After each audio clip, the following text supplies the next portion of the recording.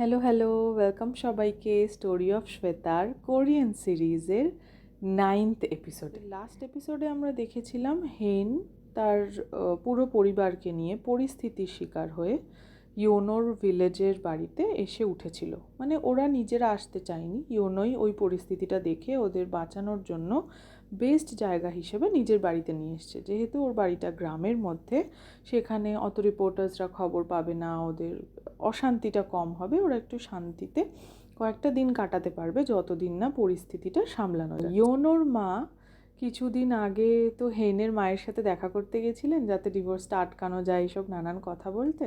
তখন তো উনি ভীষণ অপমান করে, হ্যাঁ ডিভোর্স তো হয়ে গেছে, আপনার ছেলে এই খারাপ, আপনার ছেলে এই করেছে ওই করেছে বলে ওকে খুবই অপমান করেছিল। ও ইয়োনোর মা কান্না করতে করতে চলে এসেছিলো, ফিরে এসেছিলো অপমানিত হয়ে।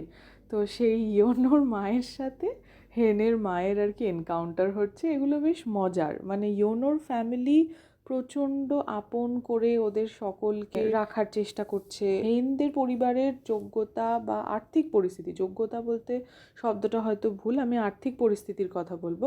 আর্থিক পরিস্থিতির সাথে ইয়োনোর পরিবারের আর্থিক পরিস্থিতি তো কোথাও কোনো মিল নেই, না তো তাদের জীবনধারার। ওরা গ্রামে থাকে, ওরা চাষবাস করে, ওরা খালি পায়ে ঘোরাফেরা করে, ওদের একতলা বাড়ি, এদিক ওদিকে নানান জায়গা করা আছে। মানে সেখানে এদের মতন এসি নেই। এবং ওরা তো মানে ধরো এই যে আমরা এখন আম্বানি দেখছি, তাদের মতো বড়লোক হচ্ছে হেনের ফ্যামিলি, মানে কুইন্সের যারা আর কি মালিক, কুইন্স ফ্যামিলি। আর এরা হচ্ছে অতি মানে মধ্যবিত্ত সংসার, মধ্যবিত্ত পরিবার। এবার ফলে তাদের যতটা ক্ষমতা আছে, যেভাবে আছে তারা সেইভাবেই রাখার চেষ্টা করছে। তো ওই হেনের মায়ের সাথে আর কি ইয়োনোর মা, এমনকি এলাকার বিভিন্ন মানুষেরও বারবার এনকাউন্টার হচ্ছে, নানান পরিস্থিতি তৈরি হচ্ছে। সেখানে তারা একে অপরকে ফেস করছে, অ্যাডজাস্ট করার চেষ্টা করছে। এইগুলোর নানান মিষ্টি সিনও আছে, একটু ঝগড়াঝাটিও আছে। একবার একটা সিনে দেখাচ্ছে কি যে হেনের মা হাঁটতে গিয়ে গোবরের মধ্যে পা পড়ে গেছে, এবং তার একটা প্রচণ্ড দামি, খুব স্বাভাবিক, সেই ভ্যালুগুলো বলেছে, ভ্যালুগুলো মানে অসম্ভব বেশি বেশি ভ্যালুর জুতো আর কি। ও বলছে এই জুতোটা আমি আর কী করবো, এই জুতোটা আমি আর পরতে পারবো না। ওর পায়ে তো একটা প্রচণ্ড সরু হিলের, যেগুলো স্টিলেটো বলে, ওই জুতো পরা রয়েছে, সেটা পরে তো ওইখানের মাটিতে হাঁটাই যায় না। তো সেইটা আবার গোবরে পড়ে গেছে বলে তারপরে ইয়োনোর সিস্টার আর কি, সে সেটাকে নিয়ে কলতলায় বসে ব্রাশ দিয়ে ঘষে ঘষে ঘষে পরিষ্কার করে বলেছে যে এটা পরিষ্কার হয়ে গেছে, উঠে গেছে, কিন্তু গন্ধটা এখনও যায়নি, আশা করি সকালে রোদে গন্ধটা শুকিয়ে যাবে। ও তখন বলছে মানে ও খুবই দুঃখে কষ্টে, মানে সবাই তো পরিস্থিতির শিকার। ও বলছে, মানে চুপ করে দাঁড়িয়ে রয়েছে, হেনের মা আর কিছু বলছে না। তখন ইয়োনোর দিদি আর কি একটা মানে খুবই আমাদের সেই বাবা কাকাদের পরার যে চটিগুলো হয়, ওরম একটা চটি দিয়ে বলছে, মানে জলে পরার চটির জন্য বলছে, এখন আপাতত তুমি এই চটিটা মানে আপনি এই চটিটা পরতে পারেন। আর ও চটিটা পায়ে দিয়ে দুঃখে, মানে পাগুলো তো হচ্ছে প্রতিদিন পেডিকিওর করা, নরম মাখনের মতন সুন্দর পা, তাতে ওই চটিটা দেখতেও কিরম লাগবে তোমার। তো এরকম নানান পরিস্থিতি হচ্ছে। এদিকে হেন ইয়োনোর সাথে একটুখানি সময় আর কি একলা আছে, করতে গিয়ে হেন উল্লেখ করছে যে এখন কিন্তু ওরা ডিভোর্সড, ওদের পরিস্থিতি কেমন রয়েছে। ফলে মানে হেন বারবার বোঝানোর চেষ্টা করছে, আমি খুবই থ্যাঙ্কফুল তোমার প্রতি যে তুমি এখনও আমার সাথে এরকম ধরনের, মানে আমার পরিবারকে বাঁচিয়েছো এবং এভাবে নিয়ে এসছো। আমরা খুব শিগগিরই কিছু একটা সর্ট করে নেব এবং এখান থেকে চলে যাব। আমাদের মনে রাখতে হবে যে আমরা কিন্তু ডিভোর্সড, এবং আমার পরিবার আর তোমার পরিবারের মধ্যে সত্যিই কোনো সম্পর্ক তো এই মুহূর্তে নেই। মানে এইটা বারবার করে হেন উল্লেখ করছে যে ওরা divorced, they don't have any relationship between them. তো তখন ইয়োনো নিজের জায়গা থেকে বলে যে দেখো, তুমি যতদিন না সুস্থ হচ্ছ ততদিন এমন কিছু মানে তুমি আচরণ করো বা এমন কোনো কাজ হোক, এটা আমি চাই না। এই মুহূর্তে আমার মনে হয়েছে তোমাদের এখানে আনাটা সব থেকে বেশি দরকার, সেই জন্য আমি এই কাজটা করেছি। এদিকে আমরা দেখছি যে ওরা খেতে বসেছে, ইয়োনোর ফ্যামিলি যতটা যেরকম সম্ভব নানান জোগাড় করে নিয়ে, এবং অনেকগুলো মানুষ, তো মানে কে কে এসেছে, হেন, তার বাবা মা, সুচল, কোর ফ্যামিলি, তারপর হচ্ছে পিসি, বোমজা, এই 5জন লোক এক্সট্রা, সাথে ইয়োনো। এবং ওদের বাড়িতে আছে ইয়োনোর বাবা মা এবং ওর দাদা বৌদি। এতগুলো লোকের পুরো খাবার তৈরি হচ্ছে, ফলে সেটা অনেকটা বেশি খাবার। আবার একটা বাচ্চাও আছে, এই বাচ্চাটাকে নিয়ে আমি একটু কনফিউজ, মানে একটা ছেলে, সেই ছেলেটা কার ছেলে, ওর দিদির কি বিয়ে হয়েছে নাকি দাদার বিয়ে হয়েছে, আমি ওটা ঠিক বুঝতে পারছি না ওই জায়গাটা, ওই ছেলেটা কার। কিন্তু ও হেনকে চাচি চাচি বলে ডাকে, মানে হিসেব মতো ওই দাদার বউ, মানে দাদার বাচ্চা হওয়ার কথা। তো জানি না, আমি এটা একটু কনফিউশন আছে আমার। এনিওয়ে, এতজনের খাবার তৈরি হচ্ছে, তো ওরা ওদের মতন করে অ্যারেঞ্জ করে সব দিয়েছে। এবার হেনের বাবা নানান রকমভাবে পরিস্থিতি সামাল দেওয়ার জন্য ওদের খাবার সুন্দর হয়েছে এটা বলছে আর কি, ভালো হয়েছে, ওদের অ্যাপ্রিসিয়েশন করছে আর কি, এরকম একটা পরিস্থিতি। কিন্তু এদিকে সুচল হচ্ছে খুব খারাপ আর কি অবস্থার মধ্যে দিয়ে যাচ্ছে। ও কোনোভাবেই মেনে নিতে পারছে না যে ওর বউ ওকে ছেড়ে চলে গেছে, ওর বউ ওকে ঠকিয়েছে। ও শুয়ে প্রচণ্ড কান্না করছে। ওদিকে হেনের মা তো বিছানা, মানে মেঝেতে বিছানা করে দিয়েছে ওরকম, সেটা দেখে বলছে এই বিছানায় আমি কোনো দিন শুইনি, কী করে শোবো। তো হেনের বাবা তখন ওকে বোঝানোর চেষ্টা করছে, বলছে যে মানে পরিস্থিতি অনুযায়ী তুমি অ্যাক্ট করো প্লিজ, এখন এগুলো ভাবার সময় নয়, এসব নানান কিছু। এরকম একটু দুষ্টু মিষ্টি মজার সিনও আছে। মানে সুচল একবার চেয়ে ফেলছে যে আমি আলপসের সিল করা ওয়াটার ছাড়া খাই না, সেই জল আছে কি। তো ওরা তো অবাক হয়ে তাকিয়ে রয়েছে যে কোথা থেকে আনবে অ্যালপসের জল ওর জন্য। ও কাঁদতে কাঁদতেও এইটা বলছে। তখন হেন একটা ছাট করে চড় মেরেছে ওর ভাইকে, চড় মেরে বলছে যে আবি জো মিল রা হ্যায় ওহি খা লে। মানে কেন তুমি আর কি এরকম সিন ক্রিয়েট করছো এই পরিস্থিতিটার জন্য। মানে ওদিকে হেনের বাবা ওর মাকে বোঝানোর চেষ্টা করছে, আর হেন তার ভাই আর কি সুচলকে বোঝানোর চেষ্টা করছে, এরকম নানান কিছু মিলিয়ে পরিস্থিতি চলছে। ওদিকে আমরা দেখছি কুইন্সদের যে বাড়ি অরিজিনাল, সেখানে তো এখন ইউনের মা এবং ইউন এরা আছে। তো ইউনের মায়ের সাথে কিন্তু ইউনের ক্ল্যাশ লাগছে, কারণ ইউন এসে জিজ্ঞেস করছে যে এদের পরিবার কোথায়, তুমি এদের পরিবারকে কোথায় পাঠিয়েছো। তো ওর মা তো খুবই র্যালিশলি ওয়াইন বার করছে, বলছে আমি এত বছর এই বাড়িতে থাকা সত্ত্বেও নিজের পছন্দের ওয়াইনটা কখনো বার করতে পারিনি, এখন আমি চান্স পেয়েছি, সো আমি খাবো এটা। তখন ও বলছে যে আমি জানি না ওদের পরিবার কোথাও, পালিয়ে কোথাও একটা চলে গেছে। দেন খুবই রেগে গিয়ে ইউন বলছে যে কেন, ওর পরিবারকে তো কোনোভাবেই পাঠানোর কথা হয়নি। তখন ওর মা বলছে যে তুমি কি চাও যে তোমরা একসাথে এক পরিবারের এক বাড়িতে থাকবে, এটা কি কখনো সম্ভব, যাদের কোনো কিছুই তুমি রাখোনি, যাদের সম্পত্তি সব নিয়ে নিয়েছো, তাদের কোনো পাওয়ার নেই, তাদেরকে তুমি এক বাড়ির মধ্যে রাখবে, এটা কি পসিবল। তখন ও বলছে সেটা আমি বুঝে নেবো, আমি কথা বলবো। মানে ইয়ন চায় বিজনেসে ও ঢুকেছে, ও সব কিছু করবে, এগুলো ঠিক, কিন্তু ও যেহেতু হেনকে ভালোবাসে এবং বহু বছর ধরে ভালোবাসে, তাই জন্য ও চায় যে ও ওদেরকে সাথে নিয়ে একসাথে রাখবে। সেই জায়গায় ওদের মধ্যে ক্ল্যাশ লাগছে, খুব স্বাভাবিক। ওদিকে বুমজা দেখতে পাই আমরা, ওর যে আর একটা দাদা আছে সেই দাদার সাথে কানেক্ট করছে। তো সেই দাদা খুবই বাজেভাবে অপমান করে ওকে সরিয়ে দিচ্ছে। ওর বাবার অসুস্থতার কথা শুনেও দাদা বলছে যে আমাকে তো বাবা বলেইছে সে মারা গেলেও না আসতে, ফলে আই ডোন্ট কেয়ার, এরকম। তো বুমজা সেখানে কান্না করে বলছে কেন তুমি এরকমভাবে কথা বলছো, কিন্তু দাদা এইভাবে ফিরিয়ে দিয়েছে আর কি। ওদিকে হেনের মা, ওর যে মাসি, মানে হেনের যে মাসি, ওর মায়ের যে বোন বা দিদি কেউ একজন, বোনই সম্ভবত, তাকে ফোন করে বলছে তোমার ভিলাটা তো খালি আছে, এখন আমাদের খারাপ পরিস্থিতি, তুমি কি ভুলে গেছো তোমার যখন খারাপ পরিস্থিতি হয়েছিল তখন আমি কিভাবে তোমাদের সাহায্য করেছিলাম, এটা ওটা। কিন্তু সেও দেখা যাচ্ছে যে ওদেরকে ফিরিয়ে দিচ্ছে, কোনোভাবেই এন্টারটেইন করছে না। এবার একটা রাতের সিন যেখানে হেনের ঘরে, ইয়োনো আলাদা একটা ঘরে আছে। ইয়োনোর তো শোয়ার কোনো জায়গা নেই, প্রায় মেঝেতে বসে আছে, কারণ সব কিছু এদের মধ্যে দিয়ে দিয়ে বাড়ির তো একদম ছন্নছাড়া অবস্থা। আর ওর সাথে তো ও এক রুমে থাকতেও পারবে না, আগেই থাকতো না, এখন তো আবার ডিভোর্সড, ফলে প্রশ্নই নেই। তো এবার ওরা টেক্সটে কথা বলছে, মেসেজে খুবই, ওরা কথা বলছে কী নিয়ে বলো তো, সেই মিউজিক প্লেয়ারটা নিয়ে, যে মিউজিক প্লেয়ারটা ইয়োনোর বাড়িতে এসে হেন গান শোনে, সেইটা খুবই পুরনো, খুবই যত্ন করে পাওয়া, অথচ ইয়োনো কিন্তু জানে না ওইটা হেনের মিউজিক প্লেয়ার। হেনও এতদিন জানতো না, নানানভাবে খুঁজে দেখে ঘুরিয়ে টেক্সট মেসেজ এইসব করার পরে দেখতে পেয়েছে ওতে এইচের একটা মার্কিং করা আছে। তার থেকেও চিনতে পেরেছে যে এটা ওরই কোনো একটা সময় মিউজিক প্লেয়ার ছিল। এবার ও সেটা নিয়ে ইয়োনোকে টিজ করছে যে ও তুমি এটা কার থেকে পেয়েছো। ও বলছে আমি জানি না, কার স্কুলে পড়েছিল এত বছর আগে, আমি তখন তুলে এনেছিলাম। তুলে এনে এত যত্ন করে রেখেছো, কোনো একটা মেয়েরই হবে নিশ্চয়ই, পিঙ্ক কালার যেহেতু, তোমার নিশ্চয়ই মেয়েটাকে পছন্দ, তাই তুমি এত যত্ন করে রেখেছো, তুমি কি তার সাথে পরেও দেখা করেছো। মানে এইরকম নানান খুঁটিনাটি ওদের মধ্যে চলছে, মানে they are divorced but mentally they are not.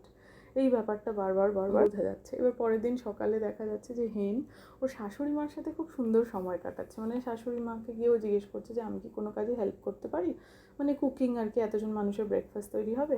তখন ও বলছে তুমি তাহলে গাজর কাটো, কি একটা ডিশের নাম বলেছে এইটা বানাচ্ছি। ও তখন বলছে তাহলে তুমি গাজর কাটো। বলে গাজর কাটতে গিয়ে তো হেন খটাস খটাস করে মাঝখান থেকে এরকম টুকরো টুকরো কেটে ফেলছে। তখন ওর শাশুড়ি এসে বলছে না না এরকম না, আমি তোমাকে দেখাচ্ছি।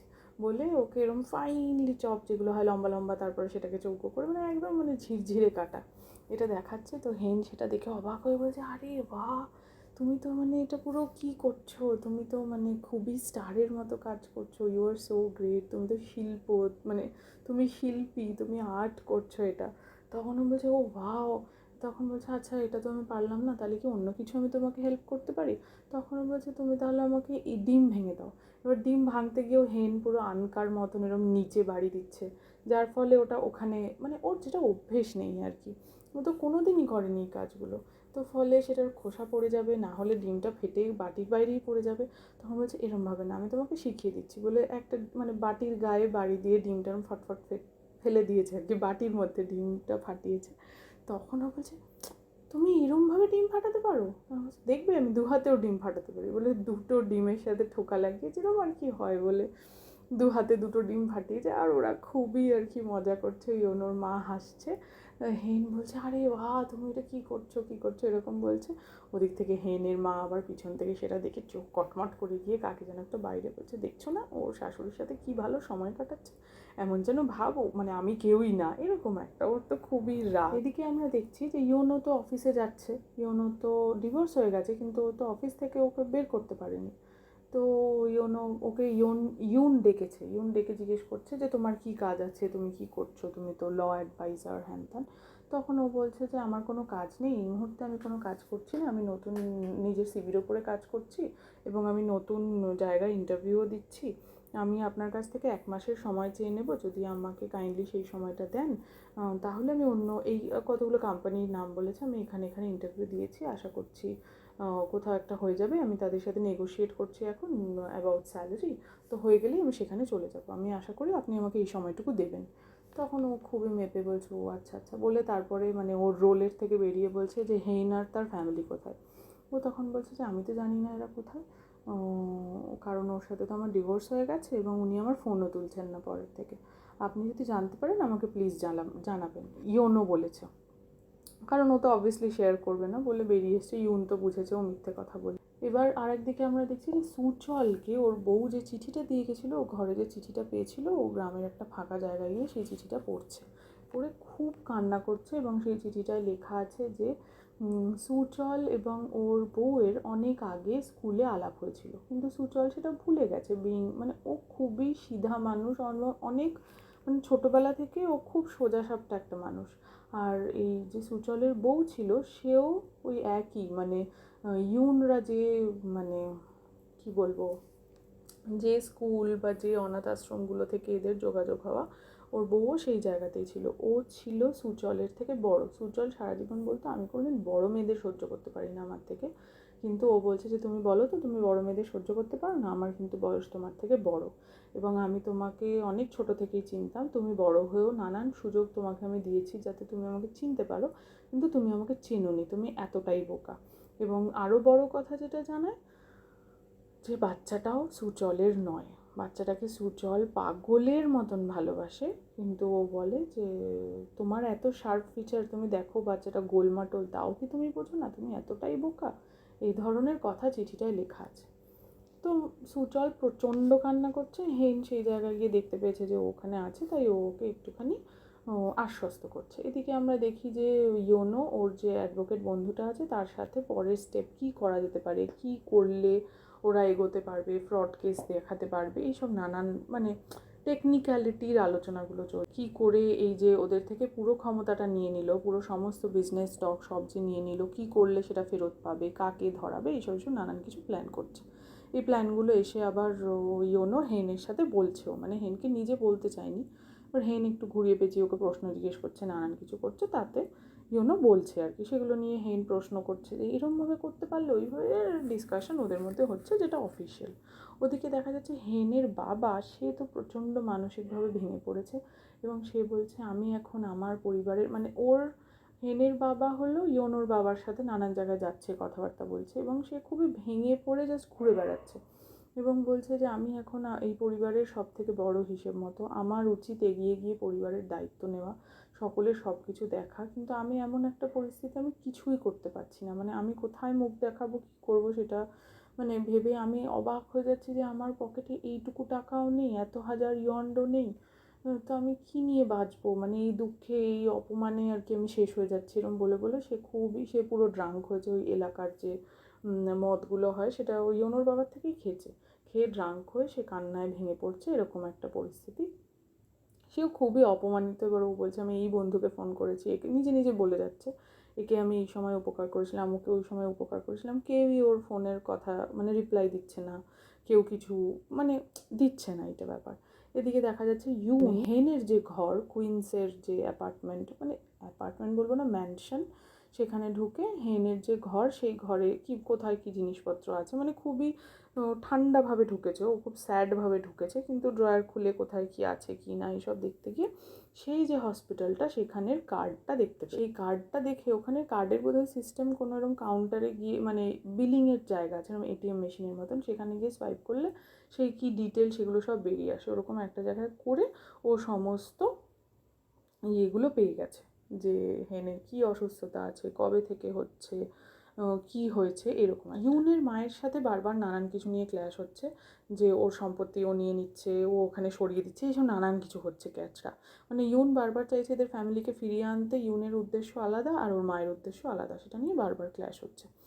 ইয়োনো অফিস থেকে যখন ফিরছে তখন ইয়োনো খুবই কেয়ারফুল থাকে, কারণ ওকে নানান লোক ফলো করতে পারে, ফলো করে যদি ওকে দেখতে পায় ও কোথায় আসছে, এখানে এলেই হেনদের দেখতে পেয়ে যাবে, তাই জন্য ও খুবই কেয়ারফুলি অফিস থেকে বেরোয়, অনেক রাতে এদিক ওদিক করে নানান কিছু। তো এরকম একদিন ও বেরিয়েছে, মানে সেই দিনই আর কি বেরিয়েছে, বেরিয়ে দেখছে যে একটা গাড়ি ওকে ফলো করছে, একটা বড় গাড়ি, কালো। তো প্রচণ্ড অ্যাকশন সিন এই জায়গাটায়, ও এদিক ওদিক করে এই লেন ওই লেন দিয়ে কাটিয়ে কাটিয়ে আসার চেষ্টা করছে, কিন্তু ফাইনালি ও সেই সবদি কাটিয়ে আসতে পারেনি। একটা সময় সেই গাড়িটা ইয়োনোর পুরো সামনে এসে পড়ে যায়, সেখান থেকে একটা লোক বেরিয়ে আসে, সেই লোকটাকে ও জাস্ট, মানে সেই লোকটার বিদেশে যাওয়া, মানে যেতে পারার যে পারমিশন, ও ভিসা পাওয়া বা ওর পাসপোর্টের ভ্যালিডিটি, সেটা ইয়োনো লজিক্যালি কাজকর্ম করে আটকে দিয়েছে, এবং ওই লোকটাকে খাটিয়েই ইউন এদের বিজনেসগুলো কেড়ে নিয়েছে। মানে ওই স্টক কেনা বেচা এইসব নানান কিছু করে ওদের বিজনেসগুলো কেড়ে নিয়েছে ওই লোকটাকে খাটিয়ে, ওই লোকটার একটা ফ্রড বিজনেস দেখিয়ে এইসব নানান কিছু করে। ফলে ওই লোকটা এর সাথে, মানে ইয়োনোর সাথে আর কি এনকাউন্টার করতে এসছে, যে তুই আমাকে আটকে রাখবি দেশের মধ্যে, তোকে ছাড়তেই হবে এই বলে, মানে ওকে মারধর করতে এসছে। তো ওদের মধ্যে একটু হাতাপাই হয়েছে, এবং মানে ও মেরেছে এইসব নানান কিছু হচ্ছে। ওদিকে আমরা দেখি যে ইয়োনো হেনকে যখন গাড়ি নিয়ে বেরোচ্ছিলো তখন মেসেজ করেছিল যে আমি বেরোচ্ছি, আমার এতক্ষণ লাগবে ঘরে আসতে। তো হেন মেসেজ করছে যে অনেকক্ষণ হয়ে গেছে। হেন দেখা যাচ্ছে যে ইয়োনো কোথাও নেই, রাতে সকলের খাওয়া হয়ে গেছে। তখন ও বলছে, ওর মা বলছে যে তুমি খাবে না? তখন হেন বলছে না, আমি পরে খাবো, যখন ইয়োনো এসে যাবে আমি একসাথে খাবো। বলে ও অপেক্ষা করছে বাইরে বেরিয়ে, কখন ইয়োনো আসবে। এবার দেখছে একটা গাড়ি দূরে এসে দাঁড়িয়ে আছে, এবং তার সামনে একজন মানুষ দাঁড়িয়ে আছে হাতে ফোন নিয়ে। সেই মানে ফোনটা ইয়োনোর ফোন আর কি। তুমি চলে এসছো, এতক্ষণ লাগলো আসতে বলে, এটা একটু মানে সিনেম্যাটিক জায়গাটা বলে হেন এগিয়ে যাচ্ছে আর কি। এগিয়ে গিয়ে দেখছে ওখানে হেন ওয়াজ মানে শ্যাটার্ড, থমকে গেছে, চমকে গেছে, বিরক্ত হয়েছে সব রকম হয়ে। ও জাস্ট মানে অবাক হয়ে দেখছে যে এইখানেও ইউন চলে এসছে, তাহলে এবার কি হবে, মানে তাহলে কি করে ওর পরিবারকে বাঁচাবে এবং নিজে বাঁচবে। কারণ ইউন তো এতক্ষণে জানতে পেরে গেছে ওর মেডিকেল কন্ডিশন কি, সেটা ইয়োনো জেনেছে। ইয়োনোকে ডাক্তার ফোন করে বলেছে যে ইউন ওখানে গেছিলো, গিয়ে মারধর করে সব জেনে নিয়েছে। হেন প্রচণ্ড চিন্তায় অবাক হয়েছে এবং তাকিয়ে রয়েছে ওর দিকে, যে মানে আতঙ্কে তাকিয়ে আছে, দৃষ্টিটা পুরো আতঙ্কের। তো এইখানেই শেষ হচ্ছে আমাদের 9th এপিসোড। দেখা হবে পরের এপিসোডে। আশা করি এই বিপদের সময়টা পরিবার খুব সুন্দরভাবে কাটিয়ে উঠতে পারবে ইয়োনোর সাহায্যে, এবং ভালোবাসাটা টিকে থাকবে। ইউন হেনকে জিতে যেন না নেয়, এটাই আমার মেন উদ্দেশ্য। দেখা হবে নেক্সট এপিসোডে। ততক্ষণের জন্য সবাই খুব ভালো থেকো, আনন্দে থেকো আর ভালোবাসায় থেকো। টাটা।